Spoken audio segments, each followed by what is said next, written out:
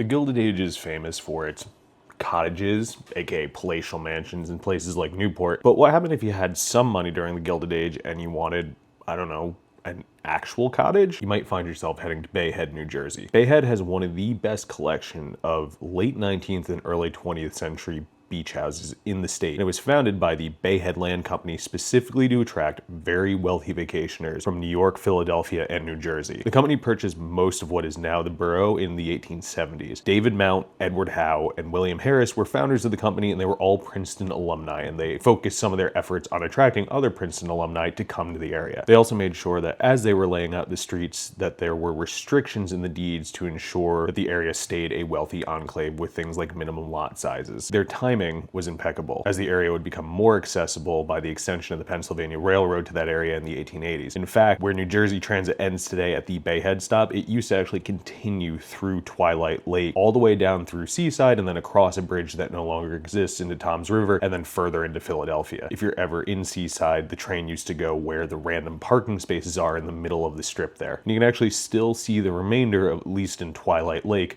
of the bridge that would continue carrying the railroad across. Now, most of the new residents in the 1890s and the early 1900s built their homes in the shingle style, and while this isn't necessarily unique to New Jersey, the sheer amount of them in this area is still impressive. There are over 650 buildings in the Bay Head Historic District. This is a decidedly conservative style for the time, but that was kind of the point. Bay Head was meant to be, and frankly still is, a wealthy, quiet environment. In fact, there was an attempt to extend the electric streetcar from Point Pleasant in the late 1800s, and the mayor of Bay Head had construction workers literally arrested who were putting up the power lines to bring the trolley down. Now, eventually the trolley was extended down there, but people in Bay Head did not like that change. The social scene of Bay Head was also pretty reserved, mostly centered around the Bay Head Yacht Club, which is one of the oldest clubs of its kind on the East Coast. In addition to sailing, residents enjoyed hunting, fishing, and other outdoor activities associated with the seashore. Now, like most of New Jersey, Bay Head was hit really hard during Hurricane Sandy. However, it failed slightly better than its neighbors. This is in part thanks to a massive Gilded Age era seawall that had been buried under the dunes for over 150 years that people just forgot about. Constructed in 1882, engineers credited it with helping protect the borough from the brunt of the storm surge.